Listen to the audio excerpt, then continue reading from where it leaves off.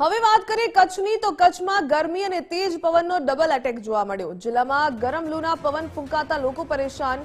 તેજ પવનને કારણે રસ્તા ઉપર ધૂળની ડમરીઓ ઉડી। ધૂળિયા વાતાવરણને લીધે વિઝિબિલિટી પણ ઘટી। ગરમીને કારણે લોકો ઘરમાં કે પછી ઓફિસમાં જ પુરાવા મજબૂર બન્યા। બિનજરૂરી બહાર ન નીકળવાની સાવચેતી રાખવા માટે સૂચના અપાઈ। આગામી દિવસોમાં ગરમી અને પવન યથાવત રહેવાની આગાહી। ગરમી છે અહીં આપણે નીકળી તારે આપણે વાઇટ બેડ લઈએ 30 ડિગ્રી જેવા અને પછી સેકન્ડ બેડ થઈ જઈએ એવી હાલત છે કચ્છમાં। સાહેબ ગરમી માટે ખૂબ પાણી પીવો અને શેરડી રસ જ્યુસ ને બધું પીવો।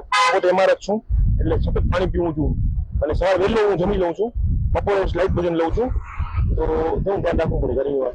ગરમીને લીધે બપોર પછીની હાલત બહુ કફોડી હોય છે। સવારે સારું રહે છે કારણ કે પવન પણ હોય છે અને સાંજે પણ પવન હોય છે। જે પ્રોબ્લેમ છે એ લગભગ 3 થી કરી અને 5 સાડા 5 સુધીનો હોય છે। કુદરતી સંચારબંધી લાગી જાય છે આખા ભુજમાં છે ને 2 થી કરી અને 5 વચ્ચે ઘરમાં જ રહો, ઘરથી બહાર નીકળો નહીં અને અનિવાર્ય સંજોગોએ નીકળવું પડે તો ખૂબ પાણી પી અને પછી તમારે નીકળવું।